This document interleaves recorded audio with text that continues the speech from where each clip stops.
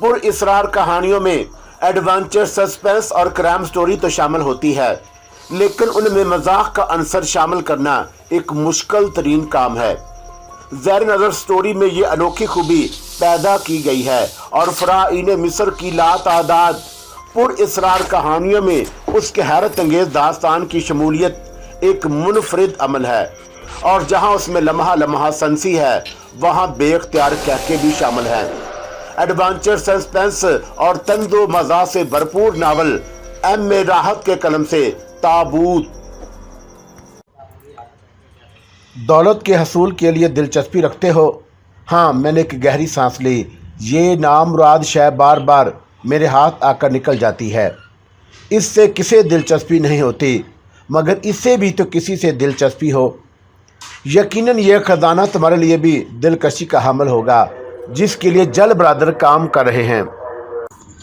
मैं बेवकूफ़ नहीं हूँ, खजानों के लिए होने वाले खेल जानता हूँ। ये भी जानता हूँ कि जब किसी को दौलत मिलती है तो उसकी सोच का क्या अंदाज होता है। ओह वेरी गुड, इसका मतलब है कि तुम एक ठोस इंसान हो और मुझे अपने मिशन में कामयाबी हो सकती है। कौन सा मिशन? बहुत पहले की बात है, गालबन 18 साल गुजर चुके हैं। 3 महम जो जिनमें से 2 का तल्लक एक ही मुल्क से था, सहराए आज़म आए। 2 यानी लेक्सी थियोडर और विलियम जेल एक साथ यहाँ आए थे। तीसरे इससे सहराए आज़म में मुलाकात हुई थी, उसका नाम पेड्रो मुआरलस था। मुआरलस सबसे ज़्यादा ताकतवर, सबसे ज़्यादा खूबसूरत जवान था। सहराए आज़म में हम तीनों बहुत दूर तक निकल गए।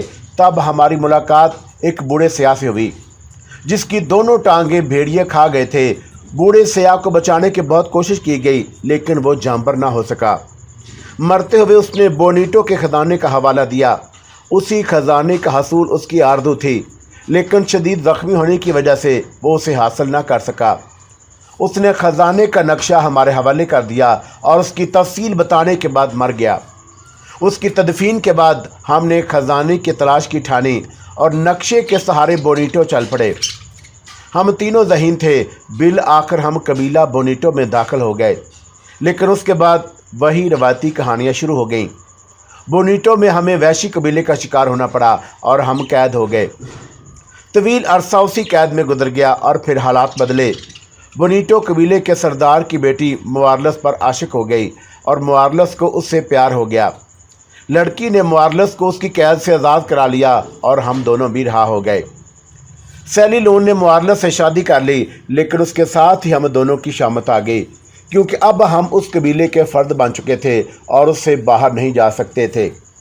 हम दोनों ही शादीशुदा थे, यानी मैं और जल। जल दर हकीकत शाही ख़ानदान से ताल्लुक़ रखता था। जल ब्रादर उसके जुड़वा बेटे हैं। मुआरलस बदल नहीं गया था, लेकिन ज़ाहिर है कि हम लोग उन वैश्यों में पूरी तरह ज़िंदगी नहीं गुजार सकते थे। मुआरलस भी यहाँ से निकलना चाहता था। सैली लून से उसकी बेटी पैदा हुई। सैली लून और उस पर हावी थी और मुआरलस की मजाल नहीं थी कि वो बाहर जाने का नाम भी ले सके। हमारी कोशिशें नाकाम हो गईं और उन कोशिशों के नतीजे में हमें एक बार फिर कैद कर लिया गया। यानी मुझे और जल को मुआरलस आज़ाद था, लेकिन वह दरे पर्दा यहाँ से फ़रार की कोशिशों में मसरूफ़ था और अब वही अपनी बेटी के लिए परेशान था। वो चाहता था कि सिर्फ अपनी बेटी को निकाल कर ले जाए ताकि उसे बेहतर मुस्तकबल दे सके, और वो कोशिशें करता रहा और एक बार उसे कामयाबी हासिल हो गई। तमाम तैयारियां मुकम्मल थी और उसके बाद हम तीनों फ़रार हो गए। सैली लून की बेटी रेड बून इस वक्त मेरे पास थी और मुआरलस हमारी मदद कर रहा था। हम दोनों रस्सियों के उस पुल को अबूर कर गए जो हमने आर्जी तौर पर तैयार किया था, लेकिन ऐन उस वक्त जब मुआरलस पुल अबूर करने वाला था, वैशी अकब से पहुंच गए और उन्होंने मुआरलस को पकड़ लिया। हम लोगों तक उसकी रसाई उस पुल के ज़रिए मुमकिन थी, लेकिन मौजूदा हाल में पुल को बरकरार रखने का मतलब था कि हम भी उनकी गिरफ्त में आ जाएं। चुनाचा मजबूरन हमने पुल काट दिया। मुआरलस उनके कब्ज़े में रह गया। हमारे पास कोई ज़रिया नहीं था कि हम अपने दोस्त को रिहा करा सकते। मजबूरन यही फ़ैसला किया गया कि हम यहाँ से निकल चले और मुआरलस को उसकी तकदीर पर छोड़ दिया जाए। खजाने का नक्शा हमारे पास मौजूद था, लेकिन अब चौंके हम उनकी निगाहों में आ चुके थे, इसलिए ये मुमकिन नहीं था कि हम वापस जाकर दोबारा खजाने के हसूल की कोशिश कर सकें। चुनाचा इस प्रोग्राम को बाद के लिए मुलतवी कर दिया गया और सोचा गया कि आज सरे नौ तैयारियां करके हम वापस आएंगे, अपने दोस्त मुवारलस को उनकी कैद से छुड़ाएंगे और फिर खजाने के हसूल की कोशिश करेंगे। लेकिन वक्त बार बार साथ नहीं देता। हम अपनी दुनिया में वापस आ गए। दोबारा सहरे आज़म के लिए तैयारियां करना एक इंतहाई मुश्किल मरहला था। लीम जेल और मैं बारहा इस सिलसिले में सर जोड़कर बैठे, लेकिन कभी भी कोई आखिरी फैसला नहीं कर पाए और वक्त गुजरता रहा। मुआरलस की बेटी रेड बून मेरे पास परवरिश पाती रही और मैं उसकी निगाहदाश्त करने लगा। विलियम जेल ने मुझसे एक बाइज्जत समझौता कर लिया। नक्शों के दरमियान से 2 टुकड़े कर दिए और उनमें से एक टुकड़ा विलियम जेल के अपने पास महफूज कर दिया, दूसरा सिरा मेरे पास मौजूद था। हमने यही सोचा था कि हालात ने अगर इजाज़त दी तो हम दोनों उस खजाने के हसूल के लिए दोबारा कोशिश करेंगे और उस वक़्त ये नक्शा फिर आपस में जोड़ लिया जाएगा। हम दोनों इस बात से मुतमईन हो गए थे। रेड बून मेरे पास परवरिश पाती रही। एक वैशी कबीले की लड़की होने की वजह से उसके अंदर वैशियाना सिफात बाकी थीं, लेकिन शायद वो गूंगी थी और मैंने उसे हर तरह से बोलने पर आमादा किया, लेकिन उसकी ज़ुबान से एक लफ्ज़ भी ना निकला और वो उसी अंदाज में परवरिश पाती रही। उसके गूंगेपन का इलाज कराने के लिए मैंने डॉक्टरों का सहारा भी हासिल किया, लेकिन डॉक्टरों का कहना था कि उसके अंदर ऐसी कोई चीज़ नहीं है जो उसे गूंगा करार दे। उसे मुकम्मल खामोशी की वजह कुछ और ही है। बहरतौर हमारी कोशिश कारगर ना हुई और मुझे उसकी परवरिश के दौरान हमेशा यही महसूस होता रहा जैसे उसने कभी अपने आप को हम में ज़माना की ना समझा हो और अपने तौर पर बिल्कुल अलग ही रही हो। मेरी बेटी सोलीता भी उसके साथ परवान चढ़ रही थी, लेकिन दोनों में कोई हम आहंगी नहीं थी। रेड बून अपनी मर्ज़ी के मालिक थी। वो अपने तौर पर जीती थी और मैंने उसे तालीम दिलाने की कोशिश की और उसमें उसने दिलचस्पी का इजहार भी किया, लेकिन उसकी बेज़बानी उसकी तालीम के आड़े आई। ताहम जब मैंने मजबूर होकर उसकी तालीम ख़त्म करना चाही तो उसने शिद्दत से इस बात का इजहार किया कि वह तालीम हासिल करना चाहती है। चुनाचा खामोशी से उसे तालीम दी जाने लगी, लेकिन उसकी खामोशी भी मुसलसल बरकरार रही और मैंने दिल ही दिल में यही सोचा कि कोई ऐसी पुरअसरार बीमारी उसे है जिसकी वजह से बोल नहीं सकती। बहरतौर अब ये तसव्वुर मेरे ज़हन से निकल गया कि रेड बून कभी बोलेगी। वक्त गुजरता गया। विलियम जेल बीमार हो गया और उसके दोनों जुड़वा बेटे उसकी बेहद दौलत से परवरिश पा रहे थे। हम एक दूसरे के ज़ाती मामलात से कोई दिलचस्पी नहीं थी। मैं कभी विलियम जेल की इयादत करने जाता तो वह ख़जाने का तज़किरा निकाल बैठता। उसके दिल में शदीद आरज़ू थी कि वह अज़ीम शान ख़जाना हासिल किया जाए। दूसरी तरफ मेरे वसाइल भी ऐसे नहीं थे कि उनसे किसी खजाने के हसूल के लिए बाकायदा टीम सराय आज़म में निकल जाऊं और वक्त मज़ीद गुजर गया और उसके बाद विलियम जेल का इंतकाल हो गया। मुझे अपने दूसरे महम जो दौलत की मौत का बहुत अफसोस था, लेकिन मेरे पास ये बात दिल में बायद नहीं थी कि जेल बरादर अपने बाप से बिल्कुल मुख्तलिफ नौजवान हैं। विलियम जेल की मौत के बाद उन्होंने एक फ़िल्म कंपनी कायम की और उसके बैनर तले कई फिल्में बनाई। दौलत की उन लोगों के पास कोई कमी नहीं थी, लेकिन ना जाने क्यों उनके ज़हन में ख़जाने का नक्शा जम गया था। वो आधा नक्शा जो विलियम जेल के पास था और अब उसके बेटों की मलकियत बन चुका था। बहुत अरसे के बाद जेल बरादर में से एक ने मुझसे इस सिलसिले में बात की और कहा कि अब वो सहराए आज़म में जाना चाहते हैं। चुनाचा या तो मैं उनका साथ दूं और ख़जाने के असूल में उनका शरीके कार बन जाऊं, या फिर वो आधा नक्शा मैं उनके हवाले कर दूं। उन्होंने उसके लिए मुझे एक बेहतर रकम की पेशकश भी की थी। मैं उलझन में था और अपनी इस फितरत का मैं तज़किरा किए बगैर नहीं रह सकता, जिसके तहत ख़जाना मेरे दिल में भी मचलता रहता था और मैं सोचता था कि कोई ऐसा ज़रिया हासिल हो जाए जिससे मैं वो ख़जाना हासिल कर सकूं। मेरी बेटी सोलीता बीमार रहती है और ज़हनी तौर पर डिस्टर्ब है। बेटा कोई नहीं था मेरा और ज़िंदगी इन्हीं हालात में चल रही थी कि एक बार फिर जेल बरादर ने मुझसे मुलाकात की और उस खजाने के सिलसिले में तमाम तफसीलात तलब की। मैंने जेल बरादर्स को शुरू से लेकर आखिर तक की कहानी सुनाई और फिर उन्होंने दोबारा मुझे पेशकश की कि मैं उनके साथ सहराए आज़म का सफ़र करूं। मैंने उससे माजूरी का इजहार कर दिया था। जेल बरादर्स बिल्कुल नाराज़ हो गए और उन्होंने कहा कि मैं दोनों कामों में उनसे तावन नहीं कर रहा, आखिर में नक्शा फ़रोख्त क्यों नहीं कर देता। और मैंने उनसे कहा कि बहुत जल्द उन्हें इसके बारे में इतला कर दूंगा। चुनाचा वो चले गए, लेकिन मुझे ये बात मालूम नहीं थी कि रेड बून किसी जगह से ये कहानी सुन रही है और अपने पूरे मादी से बाखबर हो गई है। मैंने उस रात जब उसे खाने की मेज़ पर देखा तो उसका चेहरा जोशे गज़ब से सुर्ख हो रहा था। उसने खाना भी ना खाया और मैं हैरान हो गया था। मैंने अपने औलाद ही की तरह उसकी परवरिश की थी। चुनाचा मैंने उससे इसके बारे में मालूमात हासिल करना चाही और उसने कोई जवाब नहीं दिया। बोलती तो वैसे भी नहीं थी, लेकिन अहम बात लिख कर रख लिया करती थी और मैंने बारहा कोशिश की कि वो लिख कर मुझे बताए कि उसकी नाराज़गी की वजह क्या है, लेकिन उसने नहीं बताया और उसी रात मेरी तिजोरी से नक्शे का वो टुकड़ा गायब हो गया। मैंने उस वक़्त तवज्जो नहीं दी, लेकिन गालबन तीसरे ही दिन रेड बून ने वो टुकड़ा मेरे सामने रखा और उसे उठाकर अपने गिरेबान में रख लिया। गालबन वो ये कहना चाहती थी कि अब खुद अपना घर तलाश करेगी और अपने वालिदैन से मिलेगी। मैंने उस वक़्त ये तफसीलात मामूली समझी नहीं, लेकिन उसके बाद ये रेड बून अचानक मेरे पास से गायब हो गई। खजाने के नक्शे का टुकड़ा उसके पास था। मैं सख्त परेशान हो गया। इस तरह मेरे ऊपर ज़रब से ज़रब आ रही थी और रेड बून से मोहब्बत भी थी मुझे, और मैं बड़ी कश्मकश का शिकार था कि जल बरादर ने दोबारा मुझसे रब्ता कायम किया और आखिरी फ़ैसला करने के बारे में कहा। मैंने उन्हें बताया कि नक्शे का वो टुकड़ा गायब हो चुका है और उन्हें इस बारे में तफसीलात भी बता दी। बहरतौर वो गुस्से से पाँव पटकते हुए चले गए और फिर एक हफ्ते के अंदर अंदर एक शाम उस वक़्त जब मैं एक तकरीब में शिरकत के बाद वापस आ रहा था, मुझे और मेरी बेटी को अगवा कर लिया गया। उसके बाद हमें बेहोशी के आलम में एक तवील सफ़र तय करना पड़ा। ये सफ़र हमने किस तरह किया ये हम नहीं जानते, बल्कि मुझे आज तक नहीं मालूम। बहरतौर जब मुझे होश आया तो मैंने खुद को इन्हीं खैमों के शहर में पाया और ये बात मुझे बहुत बाद में मालूम हुई थी कि उन जल ब्रदर्स का मैं कैदी हूँ। जल ब्रदर्स ने इस सिलसिले में मुझसे फिर मुलाकात की और नक्शे के बारे में मालूमात हासिल करना चाहिए, तो मैंने उन्हें यकीन दिलाते हुए कहा कि मैं जो कुछ मैंने कहा है वो गलत नहीं।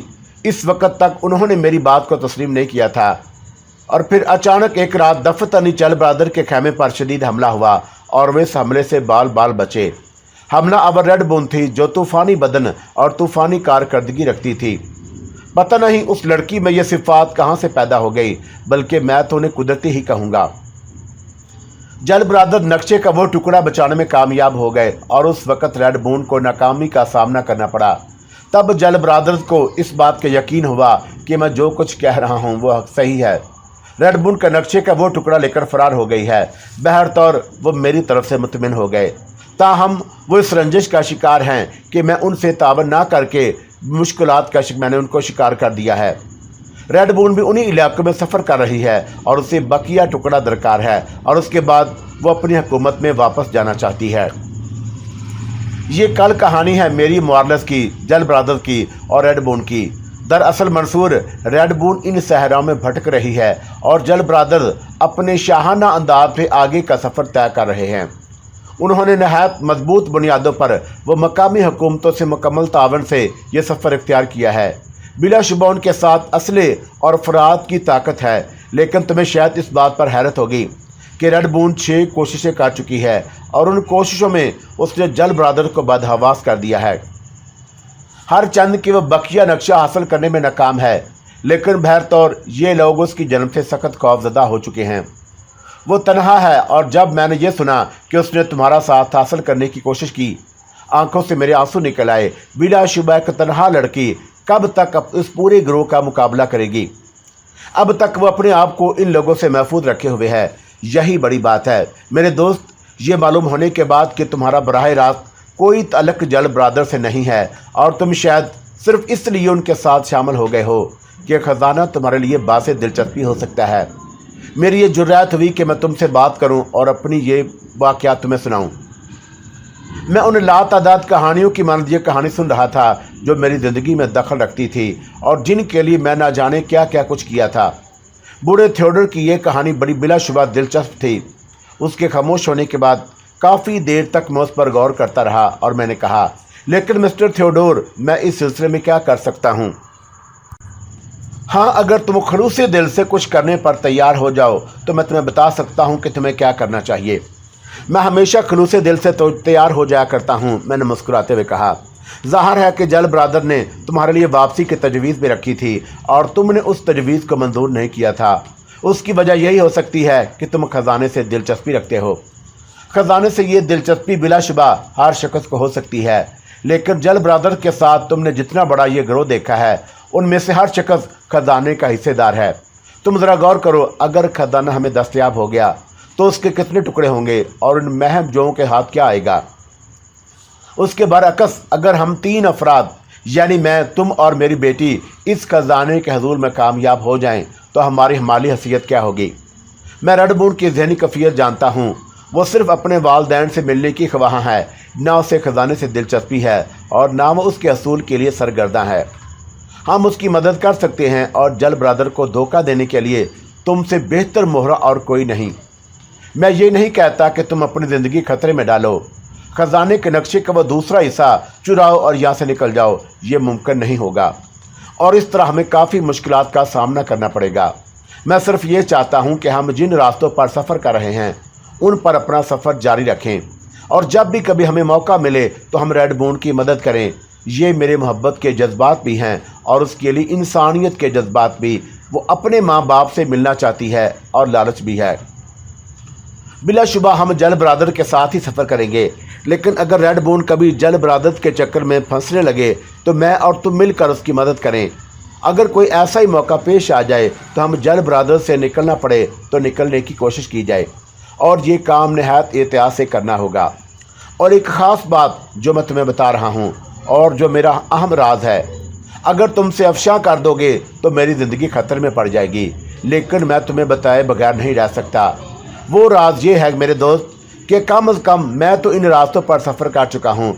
नक्शा इस खजाने का है और ख़जाना हमें बोनीटो पहुँचने के बाद ही दस्तयाब हो सकता है, लेकिन जल ब्रादर यूँ समझ रहे हैं कि ये रास्ते भी उस खजाने यानी नक्शे में दर्ज हैं और वह मसलसल रास्ते तलाश कर रहे हैं, जबकि ये रास्ते मैं जानता हूँ।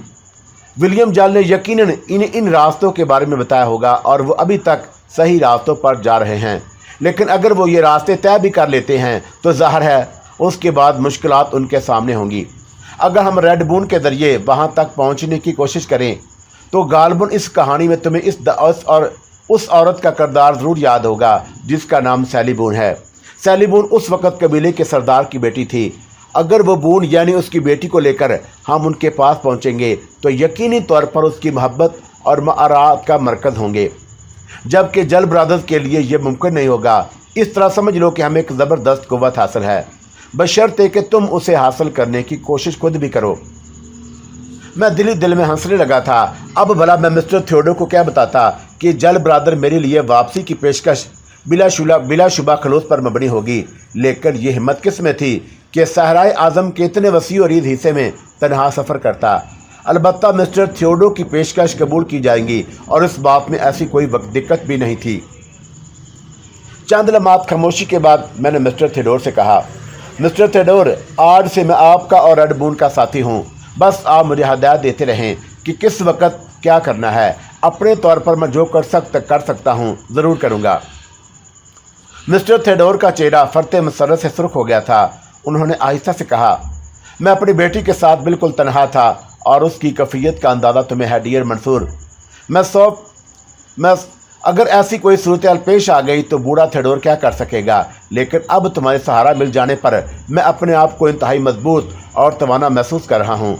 मैं ज़हनी तौर पर कमतर नहीं हूँ डियर मंसूर और बेहतरीन प्लानिंग कर सकता हूँ, लेकिन जिस्मानी तौर पर मैं जो कुछ नज़र आता हूँ वो नहीं हूँ। उम्र बहरतौर एक हसीयत रखती है, लेकिन मुझे लगता है कि मेरा जहन और जिस्म तुम्हारा ख़जाना हम सब का। मिस्टर थियोडोर के चेहरे पर एक अजीब सी चमक पैदा होने लगी और उस खजाने की चमक, उन हीरों की चमक जो खजाने में महफूज थे। काफ़ी देर तक मुझसे गुफ्तगू करते रहने के बाद उन्होंने मुझे खुदा हाफ़िज़ कहा और बाहर निकल गए और जाते हुए उन्होंने ये भी कहा था कि मैं उनसे आज़ादाना तौर पर मिल सकता हूँ, क्योंकि जल ब्रादर बहुत गहराइयों में नहीं जानते। हाँ, जब कोई कार्रवाई की जाए उनके ख़िलाफ़ तो फिर वो बाअमल हो जाते हैं। चुनांचे हमें मिलने जुलने में कोई तकल्लुफ़ नहीं बरतना चाहिए। ये कहने के बाद वो बाहर निकल गए और मैं इस कहानी के हर पहलू पर गौर करने लगा। ये कहानियाँ ही तो मेरी ज़िंदगी से वाबस्ता थी। पहले जल ब्रादर की कहानी शुरू हो गई थी और अब उसके बाद मिस्टर थेडोर और रेडबोन की। अब देखना यह है कि इस कहानी का अख्ताम कहाँ होता है। थेडोर के जाने के बाद काफ़ी देर तक मैं उसकी सुनाई हुई कहानी पर गौर करता रहा। इस बात का अंदाज़ा तो मुझे बखूबी हो गया था कि वो लड़की जिसे रेडबोन के नाम से पुकारा जाता है वही थी जो मेरे साथ रही थी और जो मुझसे कुछ चाहती थी। उसके अंदाज से ही पता चलता था कि वो आम लड़की नहीं, गोया वो कबीला बोनीटो की बेटी थी। लेकिन उसकी जहानत और उसकी दिलेरी का मैं भी दिल से कायल हो गया था। क्या फ़र्क पड़ता है अगर मिस्टर थेडोर का साथ ही दे दूं। वैसे जल ब्रादर भी बुरे नहीं थे, लेकिन ये बात मैं अच्छी तरह जानता था कि वह ख़तरनाक हैं और किसी भी वक्त वहशत खेदी का मुजाहरा कर सकते हैं। रात के किसी हिस्से में नींद आ गई और दूसरी सुबह जागा तो पता चला कि जल ब्रादर फिर सफ़र के लिए तैयार हैं। अब मुझे इन तमाम बातों पर हैरत नहीं हो रही थी, क्योंकि मुझे ये मालूम हो चुका था कि जल ब्रादर का मकसद क्या है।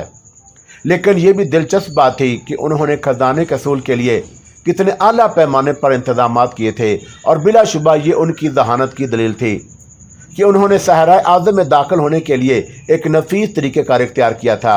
जैसा कि मिस्टर थेडोर ने बताया था कि खुद विलियम जल फिल्म साज नहीं था और उस कार्रवाई का आगाज़ उसके बेटों ने किया था। हो सकता है कि वह फिल्म साज के सिए से अपने आप को मुस्तहकम करना चाहते हों और बिलाशुबा ऐसा ही था। उन्होंने सहराए आज़म में अपने इस अजीम व शान सामान के साथ दाखिल होने के लिए जवाब पैदा कर लिया था। सफ़र के लिए तैयारियां मुकम्मल हो गईं और फिर हम लोग आगे बढ़ गए। तहद नज़र फैले हुए जंगल, पहाड़, दलदलें, इंसानी ज़िंदगी से दूर इन वहशत खेद इलाकों को देखकर अजीब अजीब ख्यालात दिल में आते थे। ज़माना कदीम में जब इंसान तहजीब से नाआशना था, उस वक़्त सिर्फ यही कुछ होता होगा। जंगली जानवरों के दरमियान इंसान भी इन्हीं की तरह ज़िंदगी गुजारता होगा। और फिर तहजीब के नाम पर उसने क्या क्या मुसीबतें खरीद लीं। बिलाशुबा वो ज़िंदगी मौजूदा ज़िंदगी से कहीं बेहतर थी। खजानों का चक्कर था और ना इक़्तिदार की हवस, जिसने इंसान को पहले से कहीं ज़्यादा वहशी बना दिया था। मैं खामोश बैठा रहा।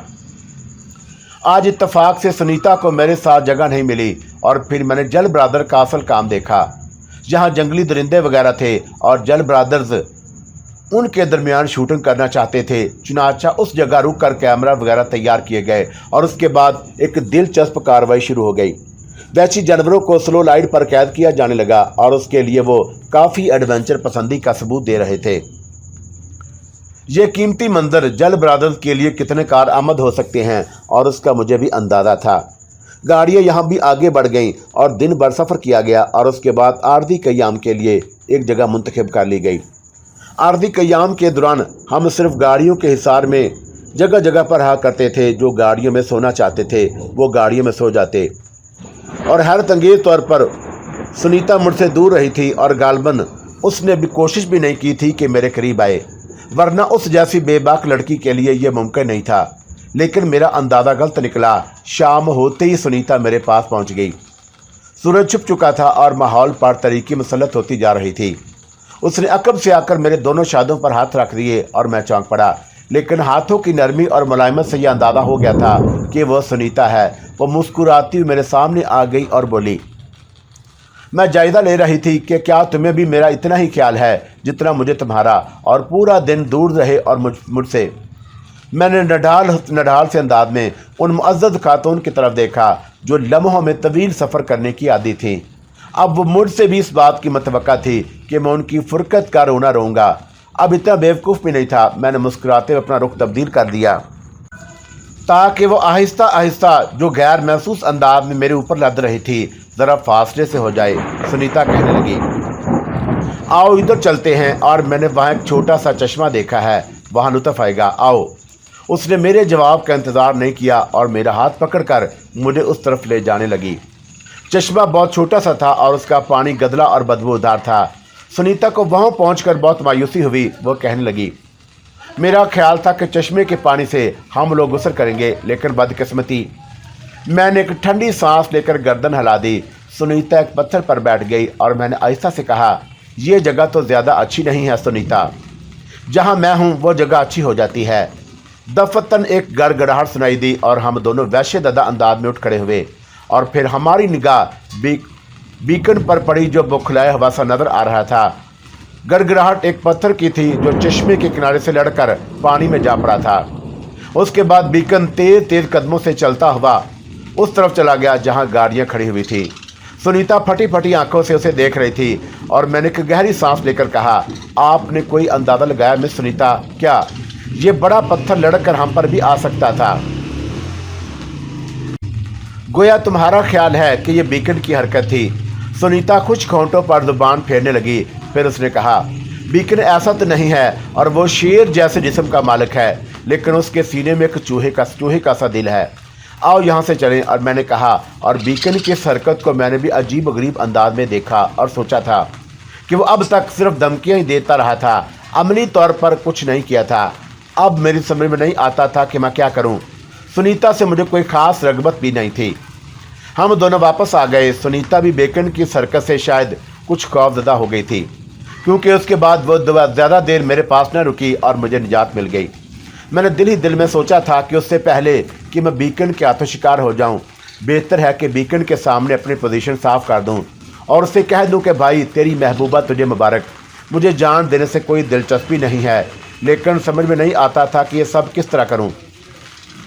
रात का खाना खाया गया और उसके बाद मैंने भी अपने लिए एक जगह मुंतखब कर ली। मैं एक ट्रक के नीचे जा लेटा था और अभी मुझे लेटे हुए ज़्यादा देर नहीं गुजरी थी कि दफतनी दूसरी समझ से एक हल्की सी आहट सुनाई दी। मैंने गर्दन घुमाकर देखा और चौंक पड़ा। ये सुनीता थी और उसने भी गालबन मुझे देख लिया था और रात की तारीकी में उसकी सफ़ेद आंखें चमक रही थीं और उसका चेहरा मेरी ही जानब था। और मैंने उसके आसपास देखा और ये गौर कर रहा था कि मिस्टर थियोडोर भी यहाँ कहीं आसपास ही मौजूद है या नहीं, लेकिन सुनीता के पास वो मुझे नज़र नहीं आए। गालबन और कोई शख्स भी यहाँ मौजूद नहीं था और दिल ही दिल में मैंने गौर किया कि सुनीता इत्तफाक़ी तौर पर उस तरफ आई है या इसमें कोई और तस्वर है।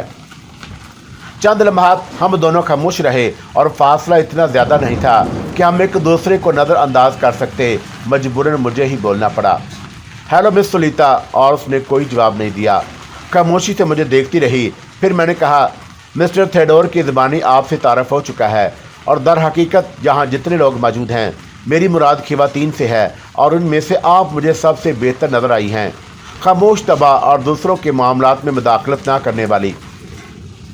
वो अब भी खामोशी से मुझे देखती रही और तब मैंने कहा, मोहतरमा अब इस तरफ आ ही गई हैं तो कुछ बातें करें। मैं एक बेज़रर आदमी हूँ और आपको मेरे हाथों कोई नुकसान नहीं पहुँचेगा। सुनीता के होंठों पर एक मुस्कुराहट फैल गई और मैं खुश हो गया। ना जाने क्यों इस लड़की से एक उनसे सी महसूस हो रही थी। गालबन उसके ज़हनी तवाज़ुन की खराबी और उसकी ये कैफियत दिल पर असर अंदाज होती थी। और मैंने उसकी मुस्कुराहट से हौसला पाकर कहा, अगर आप मुझसे दोस्ती करना चाहें तो मैं आपको अच्छे अच्छे लतीफ़े और कहानियाँ सुनाऊंगा। वैसे तो मैं बज़ाते खुद एक कहानी हूँ और मैंने एक ऐसी मनहूस शक्ल पाई है जो मेरे लिए मुसीबत का बायस है। पता नहीं इस शक्ल ने मुझे कैसे कैसे चक्करों में फंसा दिया है। मेरे इन अल्फाज पर सुनीता के होंठ कँपाए और उसने कुछ बोलने की कोशिश की, लेकिन फिर खामोश हो गई। बोलिए, प्लीज़ बोलिए, अब जब आप यहाँ आ ही गई हैं और हम इत्तेफाक से यकजा हो गए हैं तो कुछ बोलिए तो सही मिस सुनीता, मैंने आर्जी से कहा और उसके होंठ कँपाए, लेकिन उससे आवाज़ नहीं निकली थी। फिर दफतन कुछ और भी हुआ और वह थोड़ी सी खिसकी और उसने अपना हाथ मेरे हाथ पर रख दिया। ये दोस्ती और अपनायत का इज़हार था और मैंने उसके हाथ को अपने हाथों में ले लिया और बड़ी मुलायमत से उसे दबाने लगा। मैं जानता हूँ कि अगर आप बोलने की थोड़ी सी कोशिश करें तो आपको इसमें कामयाबी हो सकती है। वैसे भी आप एक मुकम्मल खातून हैं, बिलाशुबा एक नफीस तरीन खातून। सुनीता ने अपने हाथ मेरे हाथ में रहने दिया और मैं उसकी कैफियत का जायज़ा लेता रहा। इस वक्त मेरे ज़हन में कोई शैतानी तस्वर नहीं उभरा था, ना ही सुनीता की इस हरकत से मैंने किसी और कैफियत का एहसास किया था। बस रहम का एक जज्बा गालबन उनसियत में बदलता जा रहा था। इस वक्त मेरे ज़हन में कोई शैतान का तस्वर नहीं उभरा था, ना ही सुनीता की इस हरकत से मैंने किसी और कैफियत का एहसास किया था। बस रहम का एक जज्बा गालबन उनसियत में बदलता जा रहा था। हम दोनों दोस्त हैं और मैं आपकी दिल से कदर करता हूँ डियर सुनीता। मैं काफ़ी देर तक उससे बातें करता रहा और वह सुनती रही। उसके बाद उसने आंखें बंद कर लीं, लेकिन हाथ मेरे हाथ से नहीं हटाया था। गालबन ये इस बात का इज़हार था कि उसे नींद आ रही है اور میں نے خود ہی اس کا ہاتھ چھوڑ دیا اور وہ گہرے گہرے سانس لینے لگی۔ معصوم لڑکی تھی اور اس کی اس حرکت پر مجھے بے حد پیار آیا اور دیر تک میں اسے دیکھتا رہا اور اس نے کروٹ بدل لی تھی اور پھر نیند کی دیوی نے مجھے بھی اپنے گوش میں لے لیا اور پھر اس وقت آنکھ کھلی جب صبح ہو چکی تھی۔ رات کے مناظر یاد کر کے میں نے دوسری جگہ نگاہ دوڑائی، لیکن سنیتا اب وہاں موجود نہیں تھی۔ سنیتا کی مصیبت سر پر نازل ہو چکی تھی۔ دوسرے دن کے سفر میں بھی میں نے جان بوجھ کر سنیتا سے اجتناب برتا۔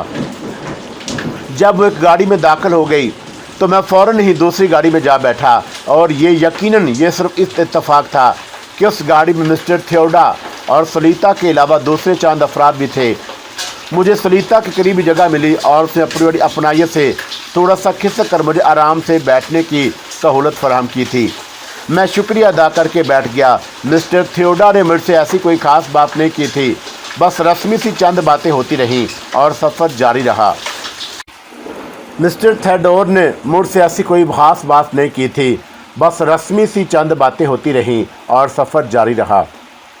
یہ رات بھی عارضی قیام کی رات تھی اور اس کے بعد دوسرے دن سفر اور تیسری رات عارضی قیام۔ ہم لوگ بہت زیادہ فاصلہ طے نہیں کر پاتے تھے کیونکہ دشوار گزار راستوں سے ٹرکوں اور گاڑیوں کا گزرنا آسان کام نہیں تھا۔ چوتھی رات ایک خوبصورت علاقہ نظر آیا جہاں پانی وغیرہ بھی تھا اور پھر یہاں قیام کر لیا گیا۔ جنگل وسیع نہیں تھا، بہت چھوٹے سے ٹکڑے میں درخت اگائے تھے، باقی اطراف میں گہری گہری کھائیاں اور خشک بے آب و گیا چٹانیں نظر آ رہی تھیں۔ یہاں سے ہمیں آگے کا فاصلہ طے کرنے کے لیے ان کھائیوں میں سے کسی ایک گھاٹی میں اترنا تھا۔ جل برادر سے اتنی قربت نہیں تھی کہ میں ان سے ان کے سفر کے بارے میں معلومات حاصل کر سکتا۔ دوسرے لوگوں کو بھی کوئی تفصیل معلوم نہیں تھی۔ اس رات مسٹر تھیوڈور جل برادر کے ساتھ کسی خاص میٹنگ میں شریک ہوئے اور سنیتا میرے پاس آ گئی۔ سنیتا کے بارے میں کچھ ایسا اندازہ ہوتا تھا کہ اس دن بیکن کے واقعے کے بعد وہ کچھ ڈر سی گئی تھی، پتہ نہیں کیا خیالات تھے اس کے، لیکن مجھے کافی سکون محسوس ہوا تھا۔ محبوبہ تو پالی جا سکتی ہے، لیکن اس کے ساتھ ساتھ ہی اگر رقیب حصے میں آ جائے تو بات خطرناک ہو جاتی ہے۔ ویسے سنیتا کی آمد سے مجھے بھی خوشی ہوئی تھی کیونکہ یہاں یہ مسئلہ نہیں تھا۔ وہ میرے نزدیک بیٹھ گئی اور اس کے ہاتھ میں قلم تراش تھا اور وہ لکڑی کے ایک ٹکڑے کو اس سے آہستہ آہستہ چھین رہی تھی۔ مجھے افسوس ہے مس سنیتا کہ آپ مجھ سے بھی کوئی گفتگو نہیں کرتی، اور وہ ہاتھ رو کر مجھے دیکھنے لگی۔ اس کی آنکھیں واقعی بے حد شفاف تھیں اور ان میں ایک انوکھی جاذبیت نظر آتی تھی۔ یوں لگا جیسے اس نے آنکھوں ہی آنکھوں میں مجھ سے کچھ کہا ہو، لیکن اب اتنا تعلیم یافتہ بھی نہیں تھا کہ اس کو اس کہے کو آسانی سے سمجھ لیتا۔ وہ چند لمحات خاموشی سے مجھے دیکھتی رہی اور اس کے بعد پھر لکڑی کے کنارے کو چھیلنے لگی۔ آپ کی زندگی میں کوئی ایسا واقعہ جس نے آپ کو متاثر کیا ہو اور جو آپ کی اس خاموشی کا سبب بنا ہو؟ اس نے ایک بار پھر مجھے دیکھا اور نفی میں گردن ہلا دی۔ مجھے خوشی ہوئی کہ کم از کم اس نے میری بات کو سمجھا تو تھا۔ نہ بولنے والے مجھے 2 افراد ملے ہیں اور میں تو دوسروں کے لیے بھی کوشش کی تھی، لیکن وہ بھی آپ ہی کی مانند تھی۔ مجھے یوں لگا جیسے سنیتا کے ہونٹوں پر لفظ کون آتے آتے رک گیا ہو اور اس کی سوالیہ نگاہیں ایک لمحے کے لیے میری طرف اٹھی تھیں، اور اسی وقت ایک عجیب سا خیال میرے ذہن میں پیدا ہوا۔ ہو سکتا ہے کہ سنیتا خود ہی نہ بولنا چاہتی ہو۔ یہ بے اختیارانہ انداز اس بات کا اظہار کرتا تھا کہ وہ اچانک ہی بولنا چاہتی تھی، لیکن اس نے اپنی زبان بند کر رکھی تھی۔ اس کی وجہ میری سمجھ میں نہیں آ سکی۔ ہو سکتا ہے کہ یہ سب مسٹر تھیوڈور کی کارروائی ہو اور انہوں نے خود ہی اپنی بیٹی کو بولنے سے منع کر دیا ہو سکتا ہے اس سلسلے میں انہوں نے یہ احتیاطی کارروائی جل برادر کے لیے کی ہو۔ بہرطور میں اب اتنی زیادہ دلچسپی بھی نہیں لے رہا تھا ان معاملات میں کہ سنیتا کے بولنے کے لیے کوئی خاص طریقہ کار اختیار کرنے کی کوشش کرتا۔ ہم لوگ دیر تک اس جگہ بیٹھے رہے اور میں نے سنیتا سے بہت سی باتیں کی، لیکن جواب میں مکمل خاموشی، اور اس کے بعد ہم اپنے خیموں میں واپس آ گئے۔ آج موسیقی کی محفل نہیں جمی کیونکہ کئی دن کے سفر سے لوگ تھکے ہوئے تھے۔ رات کو چاند نکل آیا اور پر اسرار پہاڑیاں چاندنی میں عجیب سا منظر پیش کرنے لگیں۔ میں اپنی آرام گاہ میں لیٹا اس منظر کو دیکھ رہا تھا کہ دفتنی ایک چیخ و پکار کی کچھ آوازیں بلند ہوئیں اور ساتھ ہی عجیب سی افراتفری مچ گئی۔ چند ہی لمحات کے بعد اس افراتفری میں فائرنگ کا شور بھی شامل ہو گیا اور میں بکھلا کر اپنی جگہ سمٹ گیا۔ कोई भी गोली मेरी तरफ का रुख कर सकती थी। रात के अंधेरे में निशाने तो नहीं लगाए जा सकते, लेकिन ये अचानक हंगामा की नोयत क्या है। फिर अचानक ही मुझे रेड बून याद आई थी कि रेड बून ने हमला किया है। जल ब्रदर उससे खौफजदा थे और एक पूरा गिरोह और एक लड़की, लेकिन वो एक लड़की भी पूरे गिरोह थी और उसने उन लोगों को नीचे निकाल रखा था। बाहर फायरिंग मुसलसल हो रही थी, मुसामात पसीना छोड़ रहे थे। कुछ समझ में नहीं आ रहा था कि खुद बाहर निकलने की जुर्रात भी नहीं कर सकता था। रात की तारीकी में ना जाने किस तरह से कोई गोली भटकते हुए मुझे तलाश कर ले। चीखो पुकार की इन आवाज़ों में कई बार मुझे जल ब्रदर की आवाज़ें भी सुनाई दी थीं। थोड़ी देर के बाद यह हंगामा ख़त्म होता हुआ महसूस हुआ और जब मैंने ये अंदाज़ा लगा लिया कि दूसरे लोग आज़ादाना बाहर निकल आए हैं, तो फिर मैं भी अपने खैमे से बाहर निकल आया। तकरीबन तमाम एक लोग खैमों से बाहर खड़े तरह तरह से बातें कर रहे थे। तेज़ रोशनियां तैयार की जा रही थी। फिर मसला अफराद एक सिमत चल पड़े और मैंने भी उस आखिरी वक्त में अपनी बहादुरी दिखाने का फ़ैसला कर लिया। चुनाचा मैं भी उनके साथ हो लिया। ज़्यादा फासला तय नहीं करना पड़ा था।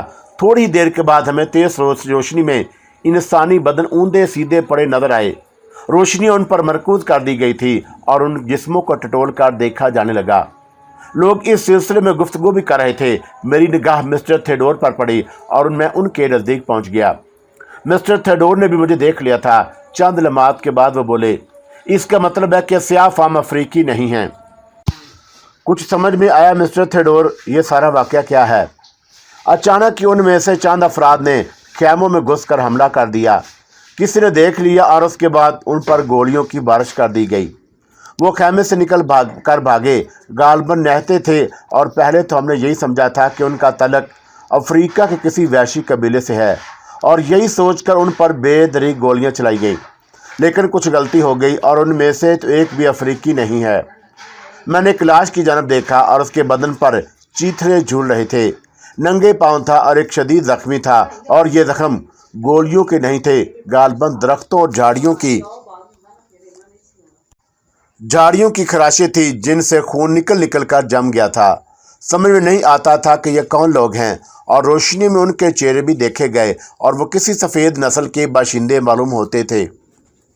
जल ब्रदर्स भी अब मुतासर नज़र आ रहे थे। मैंने जल ब्रदर में से एक को कहते हुए सुना, शायद का गलतफहमी हो गई।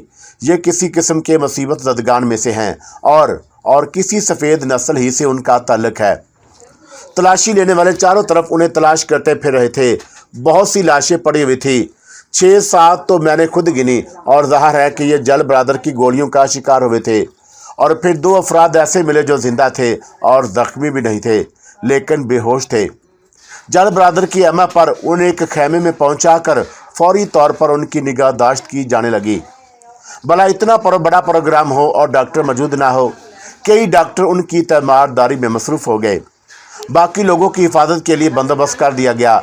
लेकिन अब जल ब्रदर ने यह हदायत नशर कर दी कि उनमें से और कोई नज़र आए तो उसे कत्ल ना किया जाए। अगर वो वहशत खेजी करें तो उन्हें गिरफ्तार करने की कोशिश की जाए।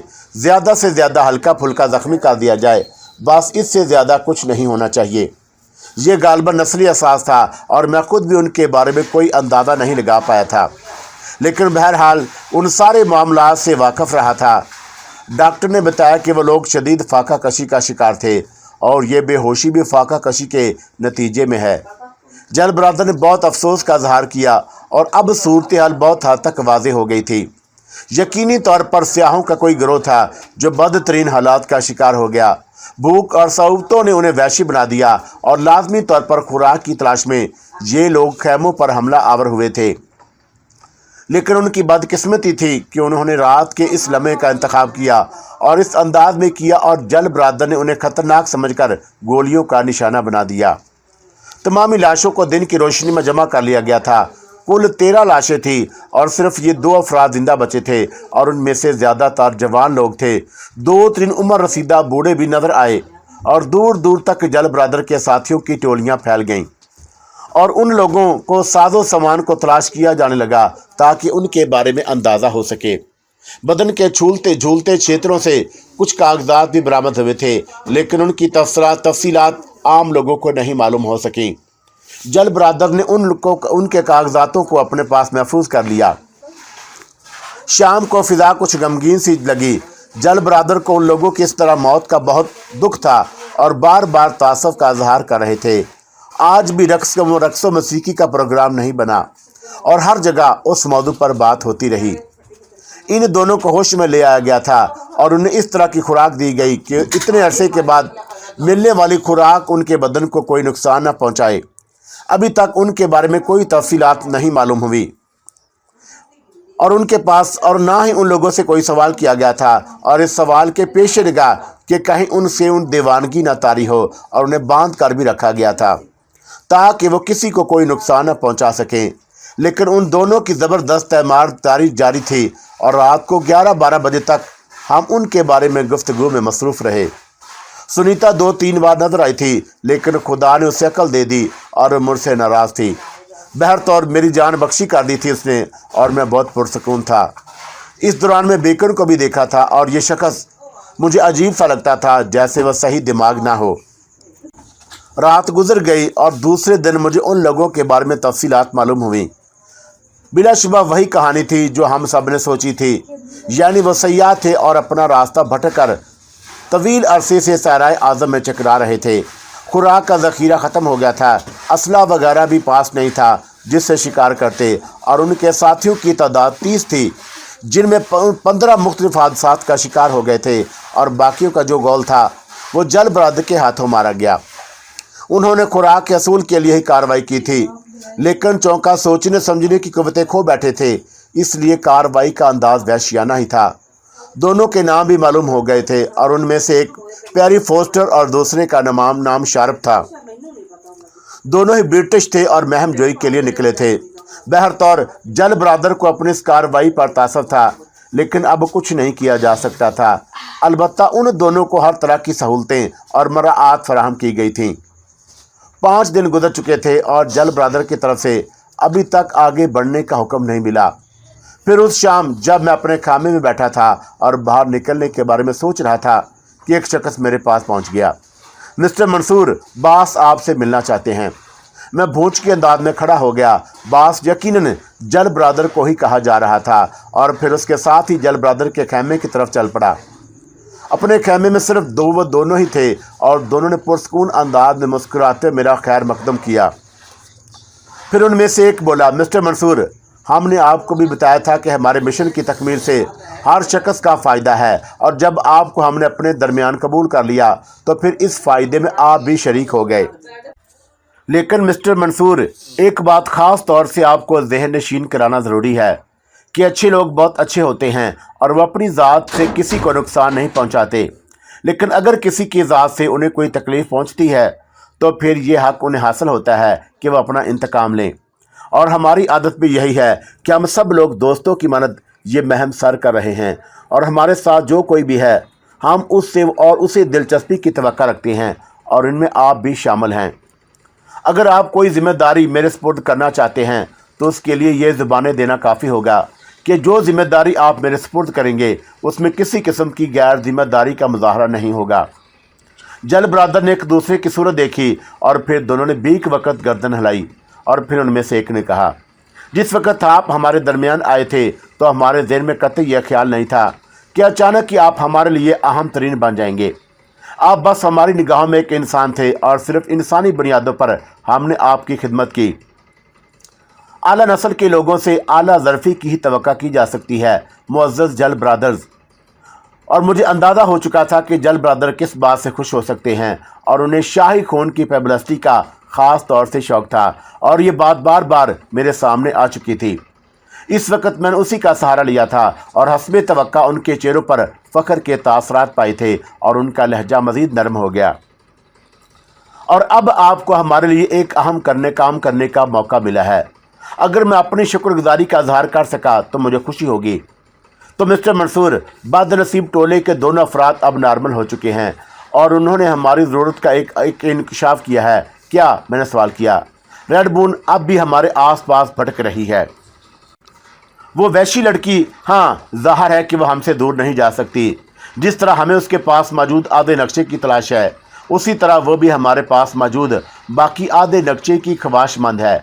हर चंद के बाकी आधे नक्शे का हसूल उसके लिए मुमकिन नहीं, لیکن ہم بھی اس باقی آدھے نقشے کے بغیر اپنے مشن میں ادھورے ہیں، اور اب اس باقی آدھے نقشے کے حصول کے لیے ہمیں آپ کی مدد درکار ہے، اور اس کے عوض آپ کو خزانے کے مزید 2 حصے ملیں گے، کیونکہ یہ کام اہم ترین نوعیت کا حامل ہے۔ آپ مجھے بتائیے، آپ یہاں سے فرار ہو جائیں گے اور اس کے لیے باقاعدہ ڈرامہ کیا جائے گا، اس خیال کے پیش نگاہ کہ وہ آس پاس موجود ہے اور ممکن ہے کہ ہم پر نگاہ رکھ رہی ہو، اور پھر آپ اسے تلاش کریں گے۔ وہ چونکہ آپ سے متاثر ہے اور آپ پہلے فرد ہیں جسے اس نے اپنے ساتھ شامل کرنے کی کوشش کی ہے، اس لیے اس ڈرامے کے بعد وہ دوبارہ آپ تک پہنچنے کی کوشش کرے گی۔ آپ اس کے ساتھ شامل ہو جائیں اور اس کا اعتماد حاصل کریں۔ فرض کیجئے اگر ایسا ہو جائے تو، میں نے سوال کیا، باقی نقشے کا حصول آپ کی ذمہ داری ہوگی۔ کیا یہ اتنا آسان ہوگا؟ آپ موقع پا کر اسے ہلاک کر دیں۔ ہلاک؟ اور میں نے تھوک نگلتے ہوئے کہا، ہاں یہ ضروری ہے۔ جل برادر نے میری طرف غور سے دیکھتے ہوئے کہا۔ میں نے چند لمحات خاموشی اختیار کی اور پھر کسی قدر بھرائی ہوئی آواز میں کہا، دراصل مسٹر جل برادر، آپ میرے بارے میں اور میں نے ایک لفظ بھی آپ سے جھوٹ نہیں کہا۔ میں صرف ایک سیاح ہوں اور میرے ذہن کے کسی گوشے میں کوئی خزانہ نہیں ہے، اور نہ ہی میں صحرائے اعظم میں اتنی دور تک آنے کا ارادہ رکھتا تھا۔ یہ تو صرف اتفاقات تھے کہ جنہوں نے مجھے یہاں تک پہنچا دیا، مگر اب ایک لڑکی کا قتل، اس پوائنٹ کو بھی ذہن میں رکھا گیا ہے مسٹر منصور، اور اس سے آپ کی نیک نیتی کا بھی اظہار ہوتا ہے۔ آپ نے بہت اچھا کیا کہ یہ بات صاف کہہ دی، آپ اسے قتل نہیں کریں گے۔ باقی میں سب کچھ کرنے کے لیے تیار ہوں۔ وہی باقی سب کچھ آپ کی ذمہ داری ہے۔ ہم آپ کو ٹرانسمیٹر دیں گے جس پر آپ ہم سے رابطہ رکھ کر اپنی سمت سے آگاہ رکھیں گے، اور پھر کوئی مناسب موقع پا کر اسے بے ہوش کر دیں گے۔ ہمارے اور آپ کے درمیان زیادہ فاصلہ نہیں ہوگا اور باقی کام ہمارا ہوگا۔ بہتر ہے، میں تیار ہوں، اور میں نے حتمی لہجے میں کہا، اور جل برادر سے اس طرح گہری گہری سانسیں لی جیسے اس گفتگو سے مطمئن ہوں۔ اس کے بعد مجھے جانے کی اجازت دے دی گئی۔ یہ تو فطری بات تھی، کچھ نہ کچھ تو ہونا ہی تھا، اور میں تو عام آدمی تو تھا نہیں۔ خصوصیت میری تقدیر میں لکھی تھی، خزانہ جائے جہنم میں، اور کم از کم ان لوگوں کے ساتھ صحرائے آدم فریقہ سے آسانی سے نکلنا تو نصیب ہو سکتا تھا، یا کسی اور پریشانی کے بغیر زندگی تو گزر سکتی تھی، لیکن تقدیر کو یہ سکون بھی پسند نہیں آیا تھا۔ رات کو تمام معمولات سے فارغ ہو کر اپنے خیمے میں آ گیا، اور پھر وہی ماضی، وہی یادیں، وہی یادوں کے کھلے دریچے، اور جانے کون کون ان دریچوں سے اندر آ گھسا۔ لیکن مسٹر تھیوڈور کسی دریچے سے نہیں، پہلے کی مانند خیمے کے بیچ سے آئے تھے۔ اور تم جاگ رہے ہو؟ ہاں مسٹر تھیوڈور۔ کیا تمہیں یہ خیال تھا کہ میں آؤں گا؟ مسٹر تھیوڈور نے کہا، اور میں چونک کر انہیں دیکھنے لگا۔ پھر مجھے غصہ آ گیا، اور سفید ریچھ کو یہ غلط فہمی کیسے ہو گئی؟ یہ کسی محبوبہ دل نواز روپ رکھتا ہے، اور میں اس کا انتظار کروں گا۔ میں کبھی ان کی طرف سے غافل نہیں رہتا، چنانچہ میں نے ان کے اور تمہارے درمیان ہونے والی ساری گفتگو سن لی ہے، اور تمہاری آمادگی پر مجھے خوشی ہوئی، اور تم نے نہایت ذہانت سے انہیں کسی طرح کے شک کا موقع دیے بغیر ان کی پیشکش قبول کر لی۔ مجھے اندازہ ہو گیا ہے مسٹر منصور کہ تم ایک ذہین انسان ہو۔ کاش مجھے بھی اس کا اندازہ ہوتا، میں نے کراہتے ہوئے کہا، اور یہ تمہاری کثر نفسی ہے۔ کیا آپ کو یقین ہے مسٹر تھیوڈور کہ جس طرح آپ نے ان لوگوں کی گفتگو سن لی تھی، اسی طرح وہ میری اور آپ کی گفتگو سننے کی کوشش نہیں کریں گے؟ ہرگز نہیں، میں ان کی یہ کمزوری جانتا ہوں۔ کمزوری؟ خود پر نازا ہو جانے والے زندگی میں کبھی کامیابی حاصل نہیں کر سکتے۔ وقت کہتا ہے کہ جس قدر طاقت حاصل کرتے جاؤ، محتاط ہوتے جاؤ، کیونکہ تمہارا دشمن تمہاری طاقت کا اندازہ لگانے کے بعد ہی تم پر وار کرتا ہے۔ عمدہ بات ہے، اور اب تم اس ڈرامے سے پورا فائدہ اٹھاؤ۔ وہ کس طرح؟ وہ نہایت آسان ہے۔ اس طرح تو انہوں نے ہماری وہ مشکل حل کر دی جس کا حل بہت کوشش کے باوجود میری سمجھ میں نہیں آ رہا تھا۔ مجھے بھی کچھ سمجھا دے مسٹر تھیوڈور۔ اوہ ڈیئر منصور، یہ لوگ تمہیں تمام تیاریوں کے ساتھ فرار کا موقع دیں گے، اور تم یہاں سے چلے جاؤ گے۔ ان کا مقصد بھی یہی ہے کہ تم اسے تلاش کرو، اور میں بھی یہی چاہتا ہوں کہ تم اسے تلاش کرو اور پھر اسے اس کی منزل تک لے جاؤ۔ ہاں یہ ٹھیک ہے، لیکن کیا مسٹر تھیوڈور؟ ہاں میں تمہیں وہاں تک کا وہ پورا نقشہ ذہن نشین کرا سکتا ہوں، اور اسے اپنے تحفظ میں بونیٹو لے جاؤ اور وہاں میرا انتظار کرو۔ بونیٹو میں؟ ہاں بونیٹو میں، اور میں ان لوگوں کو لے کر وہاں آ رہا ہوں۔ اس وقت تک میں ان کا قیدی ہوں جب تک یہ بونیٹو نہیں پہنچ جاتے، اور اس کے بعد یہ ہمارے قیدی ہوں گے۔ میں حیرت سے مسٹر تھیوڈور کو دیکھ رہا تھا۔ برفانی بوڑھا پہلے بھی پر اصرار نظر آتا تھا، اور اس گفتگو کے بعد وہ میری نگاہ میں کچھ اور پر اصرار ہو گیا تھا۔ بہرحال اس کی تجویز بری نہیں تھی، اور میں نے اس پر آمادگی کا اظہار کر دیا۔ मिस्टर थेडोर मुझे बोनीटो तक रास्ता समझाने लगा और मैं उसके बताए हुए नक्शे को ज़हन नशीन करने लगा। और फिर मैंने कहा कि कबीला बोनीटो मेरे साथ क्या सलूक करेगा। उस कबीले के लोग गैर महजब नहीं हैं, कम अज़ कम उनमें वहशत खेदी नहीं। अगर बहुत ज़्यादा करेंगे तो तुम्हें कैद कर लेंगे, लेकिन मैं बहुत मुख्तसर वक़्त में वहाँ पहुँच जाऊँगा। क्या वो लोग अपने कबीले की लड़की को नहीं पहचान सकेंगे? ये हरगिज़ नहीं करना। रेड बून अगर खुद वहाँ ऐसी कोई कोशिश करे तो दूसरी बात है, अपने तौर पर उसकी कोशिश मत करना। तवील अरसा गुजर चुका है, हालात कैसे हैं और हमें इसका जायज़ा लेना होगा। और फिर हम आसानी से रेड बून को इनके हवाले नहीं करेंगे कि उसके नाम पर तो हम उनसे सौदेबाजी करेंगे। सौदेबाजी? हाँ, खजाने के सिलसिले में मेरे दोस्त जल बरादर उस खजाने के असूल के लिए तो चल पड़े हैं, लेकिन उन्हें यह भी नहीं मालूम कि बोनीटो पहुंच जाना ही सब कुछ नहीं है। थेडोर ने पुरअसरार अंदाज में कहा और मैं गौर करने लगा। ये उसने सच कहा था। और फिर मैं बोला, और अगर रेड बून खुद ही तारफ करा दे तब भी तुम महफूज रहोगे, क्योंकि तुम उसके साथी होगे। ठीक है मिस्टर थेडोर, और सब कुछ आपकी ख्वाहिश के मुताबिक होगा। तुम सारी सूरत समझ गए हो, अब मैं जाऊं? मुकम्मल इत्मीनान के साथ मैंने जवाब दिया। हो सकता है कि दोबारा तुमसे मेरी मुलाकात ना हो, और इसलिए बोनीटो में मुलाकात तक खुदा हाफिज। ओके मिस्टर थेडोर, मैंने कहा, और थेडोर उसी तरह बाहर चला गया। और मैं अब उसके बारे में और कुछ नहीं सोचना चाहता था। जितना सोचता जहन उलझने लगता था, इसलिए सिर्फ बोनीटो तक का सफ़र जहन में दोहराने लगा और उसे दोहराते दोहराते सो गया। जल बरादर ने उस बारे में कोई तयन नहीं किया था कि मुझे कब रवाना होना है, और दूसरे दिन भी यहाँ सफ़र के आसार नज़र नहीं आ रहे थे, जिसका मतलब था कि आज भी यही क़याम होगा। मैं भी सुस्त रवि से अपने कामों में मसरूफ़ हो गया। पूरा दिन गुजर गया और शाम को महफिल तरबे जम गई। दरमियानी जगह को मेज़ों से सजा दिया गया और फिर मदम मौसीकी उभरने लगी।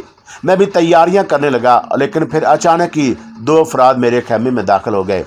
मिस्टर मंसूर, जल ब्रादर्स आपको तलब करते हैं। मेरा दिल धक से रह गया, ताहम मैंने कहा, बेहतर है मैं अभी आता हूँ। माफ़ कीजिए, आप जिस हालत में हैं हमारे साथ चल पड़ें। और उनमें से एक ने कहा, अच्छा चलो।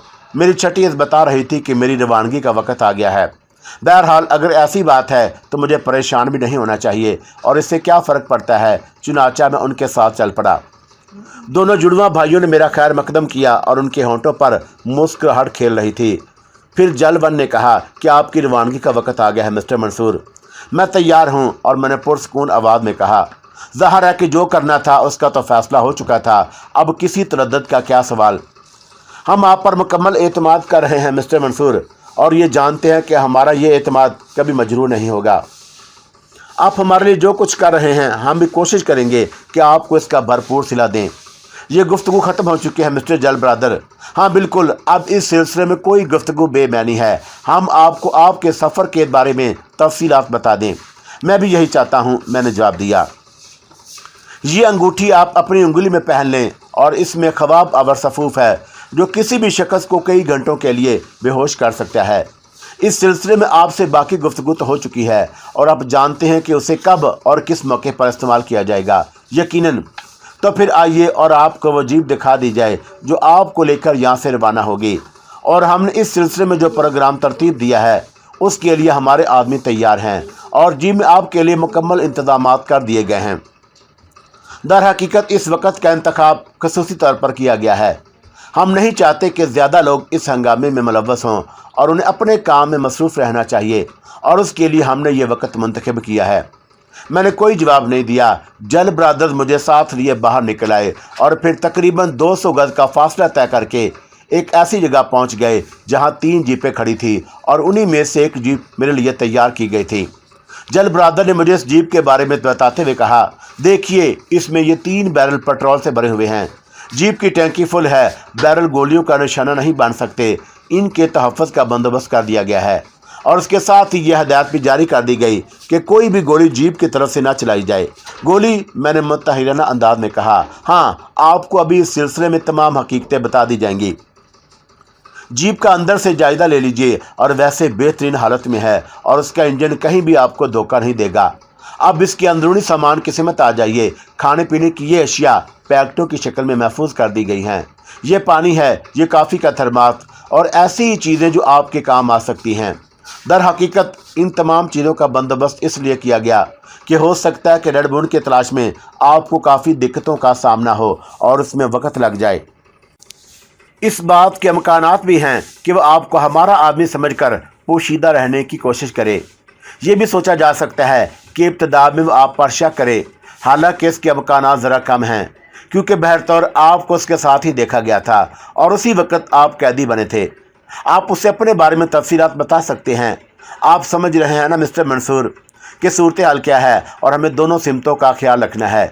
उसकी तवज्जो और उसका शक दोनों ही सामने आ सकते हैं। अब ये आपकी जहानत है कि आप उसे कैसे मुतमिन कर सकेंगे। ठीक है, ये आप मेरी जहानत पर छोड़ दीजिए। इसके अलावा और कोई बात नहीं। ये पिस्तौल और ये नन्हा सा ट्रांसमीटर जल बरादर ने मुझे तकरीबन 1.5 इंच के साइज़ का एक पतला और चीटा सा चकोर बक्स दे दिया और फिर वो उसकी ऑपरेट करने का तरीका बताने लगे। मैंने ये तमाम चीज़ें जहन नशीन कर लीं और उस वक़्त मैं बिल्कुल पुरसकून था। कैफियत वही थी कि आप फंसे हैं तो मजबूरी है, ज़रूरत ना होती तो सारे प्रोग्राम पर थूकते भी नहीं, लेकिन ऐसा कभी नहीं हुआ था। हमें तो पैदा ही दूसरों के लिए किया गया था। उसके बाद जल बरादर ने आखिरी प्रोग्राम बताया और मैं एक लम्हे के लिए सटपटा गया। जीपों में 6 अफराद होंगे, एक जीप ड्राइवर करेगा और बाकी इस सिलसिले की दूसरी कार्रवाई, लेकिन वह सब बेहतरीन तरबियत याफ्ता हैं। आप इस सिलसिले में बिल्कुल मुतमिन रहें। मैंने ठंडी सांस लेकर खुद को मुतमिन करने की कोशिश की। ना करता तो क्या करता, कोई तरकीब भी तो नहीं थी। आखिरी काम मुकम्मल हो गया और उसके बाद मैंने उस जीप का स्टीयरिंग संभाल लिया जिससे लेकर मुझे फ़रार होना था। अब मसला ये भी था कि जीप को सही तौर पर ड्राइवर भी किया जा सकता है या नहीं। ज़ाहिर है कि फ़रार होना मामूली बात नहीं, और फ़रार भी इस तरह के अकब से गोलियां चलाई जा रही हों। रेड बून अगर अहमक नहीं तो उसे अंदाज़ा भी हो सकता है, बशर्ते कि वो आस पास मौजूद हो। बहरसूरत इस ड्रामे का आगाज़ हो गया। जब मैं जीप लेकर तकरीबन 1 फरलांग दूर निकल गया तो अकब से जीप पर गोलियां बरसाई हुई और उसके बाद हंगामे का आगाज़ हो गया। गोलियां चलाने के लिए इतना फासला तय किया गया था कि रक्स व मौसीकी में मशगूल लोगों को आवाज़ें सुनाई दे सकें। जीपें मेरा ताक़ब कर रही थीं और फायरों की आवाज़ भी सुनाई दे रही थी। मेरे दांत भींचे हुए थे। गोलियों के सिलसिले में तो मुझे मुतमिन कर दिया गया, लेकिन सहराए आज़म के इस हौलनाक इलाके में जीप चलाना भी कोई मामूली बात नहीं थी, और उसे दौड़ाना और वो भी ख़तरनाक था। लेकिन बहरतौर अभी मैं उनकी रेंज में था और उन्हीं की पसंद के मुताबिक अदाकारी कर रहा था। जीपें मेरी ताक़ब करती रहीं और वाकई थोड़ी देर के बाद मज़ा आने लगा। इत्तफाक से भागने का रास्ता भी कुछ ज़्यादा ही उम्दा था, सीधा और सपाट। चुनाचा जीप दौड़ाने में कोई दिक्कत नहीं हो रही थी। अलबत्ता ये एहसास ज़रूर हो गया किया जा सकता था कि देखने वाला इसे मशकूक भी हो सकता है, बशर्ते कि वो बिल्कुल ही अहमक ना हो। बहरतौर ये भाग दौड़ जारी रही और पता नहीं उन लोगों का कितना वक्त दिया गया था। गहरी तारीकी में अब रोशनियाँ जलानी पड़ी थीं। ज़रा मोहतात होना पड़ा था ताकि कहीं जीप किसी छोटी सी चीज़ पर भी चढ़कर उलट न जाए, और यूँ हंगामा खेरी तकरीबन 2 या 2.5 घंटे जारी रही। उसके बाद पिछली जीपें ज़्यादा फासला करने लगीं और गोया अब वो अपनी कोशिशें तर्क कर देना चाहते थे, और मैंने भी अपनी रफ्तार सुस्त कर दी, लेकिन मुझे चलते रहना था। एक खौफ भी दामनगीर था, भला मैं इन इलाकों के बारे में क्या जानूं जिनमें सफ़र कर रहा था। दिन की रोशनी होती तो कम अज़ कम सिमतों का तयन करने की कोशिश की जाती। रास्ते में भटक कर कहीं से कहीं जा निकला तो क्या होगा। ज़रूरी नहीं कि रेड बून से फ़ौरन ही मुलाकात हो जाए। बहुत से मसले थे और बहुत सी उलझनें, लेकिन इस खाना बर्बाद को मसलों और उलझनों के अलावा मिला ही क्या था। किसी सिमत से कोई वहशी जानवर छलांग लगा दे तो किस्सा पाक हो जाए। दफतनी पूरे बदन में सनसी का एहसास हुआ। वाकई अगर ऐसा हो गया तो क्या होगा। एक आदमी को पाकर तो कोई भी शेर हो सकता है, खवा वो शेर हो या ना हो, और मुझे अपने चारों तरफ शेरों की धाड़ें महसूस होने लगीं। जीप भी खुली हुई थी और पता नहीं कि दरवाज़ा बंद करके बैठ जाओ, और दूसरी लम्हे मुझे एक अजीब सी वहशत का एहसास हुआ। कहीं ये मेरे खिलाफ कोई साजिश तो नहीं, कहीं जल बरादर इस तरह मुझसे निजात तो हासिल नहीं करना चाहते थे। ताहद निगाह हौलनाक तरीकी फैली हुई थी और मेरे मसामात पे सीना उगल रहे थे। बड़े बड़े खौफनाक वाक़यात पेश आए थे, मगर ऐसी सूरत हाल कभी न हुई थी। ताक़ब करने वाली जीपों का कहीं निशान नहीं था। ज़ाहिर है कि वो मेरी तरह बदनसीब तो नहीं थे और अपना फ़र्द पूरा करके वापस जा चुके होंगे। अब तो तकदीर से शिकवा भी बेकार लगता था।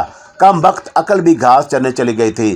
कम अज़ कम जल बरादर से तो ये कह सकता था कि कोई बंदा ही दे दी जाए। जंगली दरिंदों से बचाव किस तरह किया जा सकता है। खौफ की वजह से बदन में कुछ ईंटें होने लगीं। भला इस आलम में जीप भी आगे किस तरह बढ़ाई जा सकती थी, और कोई मंजिल तो थी नहीं जहाँ पहुँच कर कुछ सुकून हासिल हो। दिल ने कहा कि इत्मीनान से लंबी तान लो, जो होगा देखा जाएगा।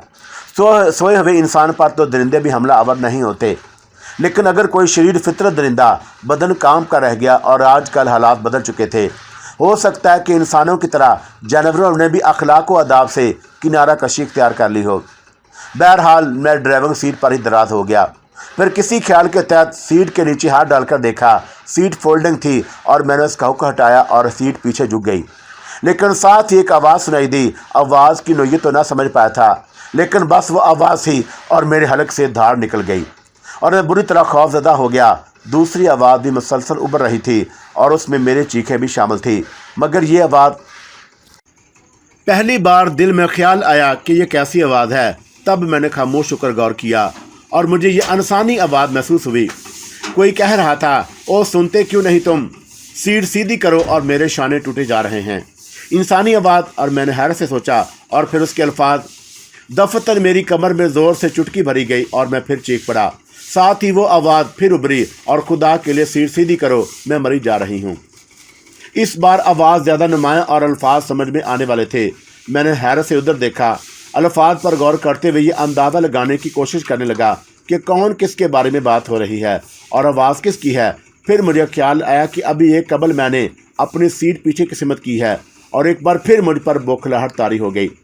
मैंने जल्दी से खुली हुई सीट का हुक उस जगह से निकाल दिया और पिछले हिस्से ने ज़ोर से धक्का मारकर आगे धकेल दिया। मैं सामने के हिस्से से टकराया था और उसी वक्त दूर से आहटें उभरी और मुझे यूँ महसूस हुआ जैसे कोई पिछली सीट पर उठकर बैठ गया हो, और मैंने दहशत भरे अंदाज में गर्दन घुमाई। रात की तारीकी की वजह से एक लम्हे में तो खुद को खदोखाल नुमाया हुए थे, लेकिन दूसरे लम्हे मुझे यह एहसास हुआ कि कोई लड़की है। आवाज़ नस्वानी थी। खुदा तुम्हें गारत करे, और मेरे शाने तोड़ कर रख दिए। कौन? और मैंने दहशत भरी अंदाज में कहा।